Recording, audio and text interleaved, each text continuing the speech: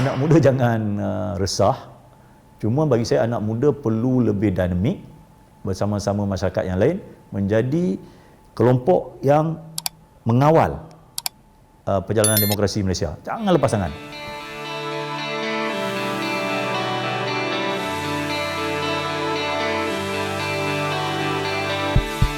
Okey, apa yang saya nampak kat sini ialah selepas 60 tahun kita merdeka, kita berpolitik, bernegara, kita buat pertama kali sebenarnya kita dapati bahawa politik Malaysia bukan lagi monopoli mana-mana pihak.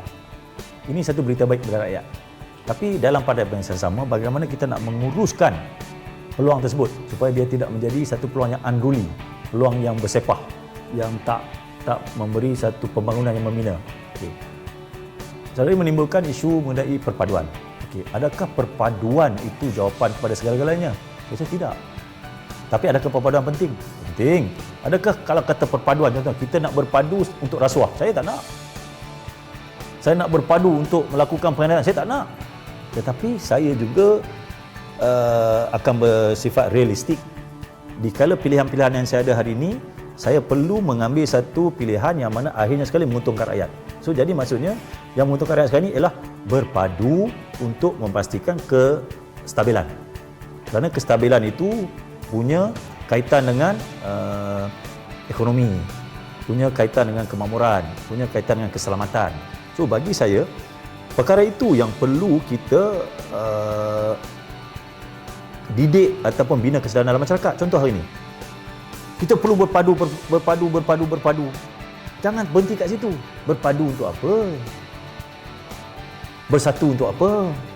Jangan kita bersatu, macam mana kita kena bersatu? Bagi saya tak boleh. Mesti ada tujuan. Okay. Sebab itu kalau kita tengok dalam di negara jiran, dia ada satu falsafah, dia kata Bhinneka Tunggal Ika, unity in diversity.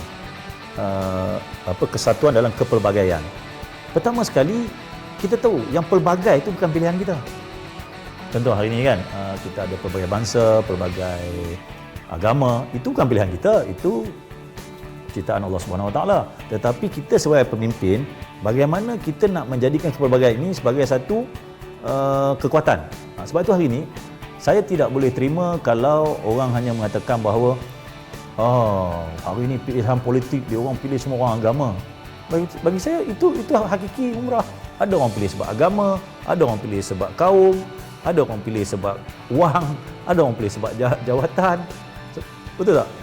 Jadi benda itu memang ada. Persoalannya sekarang ni bagaimana demokrasi boleh menguruskan perkara tersebut supaya akhirnya sekali perkara-perkara ini semua tak berlebihan.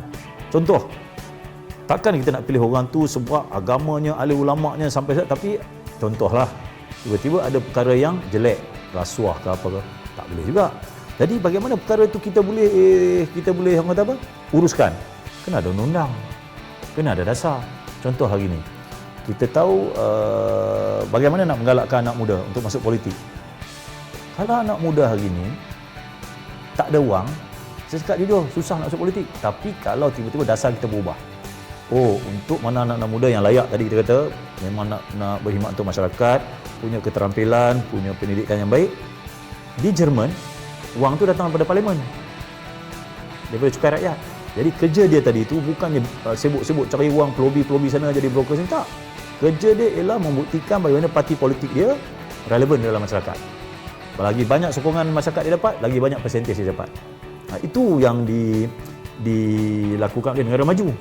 Jadi di sini kita masih lagi dalam proses untuk membuat pilihan. Sebab itu bila berlaku pertukaran parti kerajaan pada 2018, antara isu-isu penting ialah isu reform. Contoh masa tu isu pendanaan politik, semua ditimbulkan. Tapi persoalannya hari ini, adakah perkara tersebut telah dilaksanakan? Belum. Tapi dalam hal ini, ini penting, ini leadership. Nak buat yang ni dulu ke? Nak buat yang ni dulu? Contoh macam sekarang, nak bagi ekonomi dulu ke? Ataupun nak buat reform dulu? Saya punya pandangan yang agak radikal. Bagi saya, reform is a must. No negotiation. Tapi pada masa yang sama, kena buat juga isu kesejahteraan, isu ekonomi. Contoh hari ini, ada yang menanyakan saya, Wabi, sekarang ni ruang-ruang, dia panggil ruang-ruang demokrasi ruang-ruang kebebasan agak mengecil. Saya tahu kenapa dia tanya macam tu. Sebab dia kata, ni apa ni YB?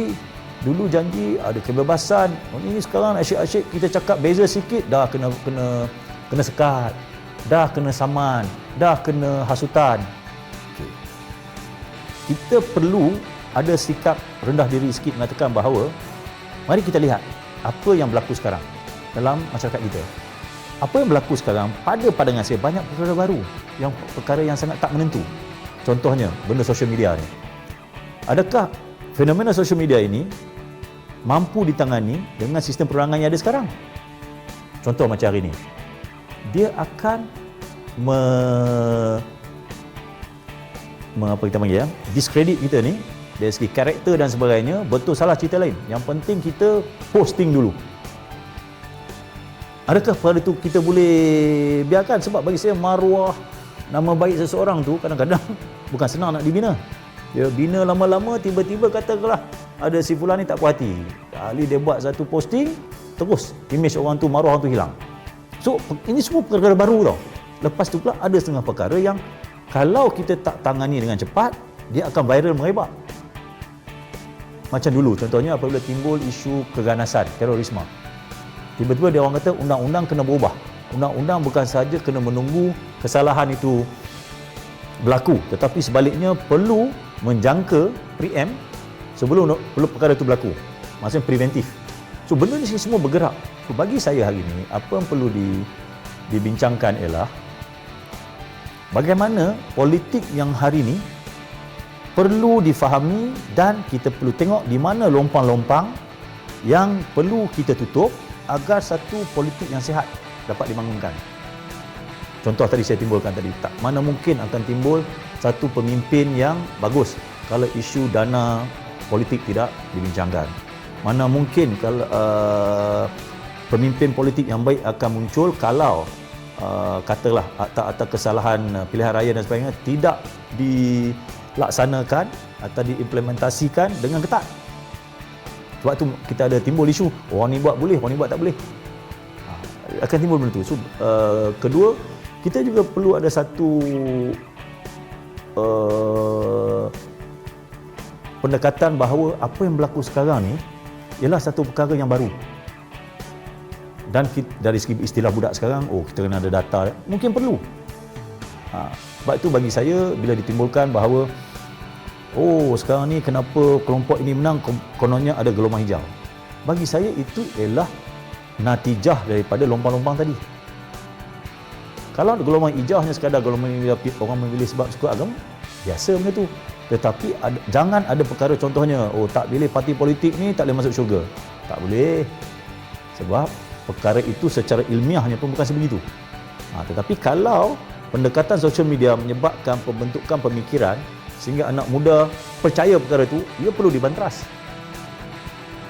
Itu pandangan saya. So jadi bagi saya, anak muda jangan resah. Cuma bagi saya anak muda perlu lebih dinamik bersama-sama masyarakat yang lain menjadi kelompok yang mengawal perjalanan demokrasi Malaysia. Jangan lepas tangan.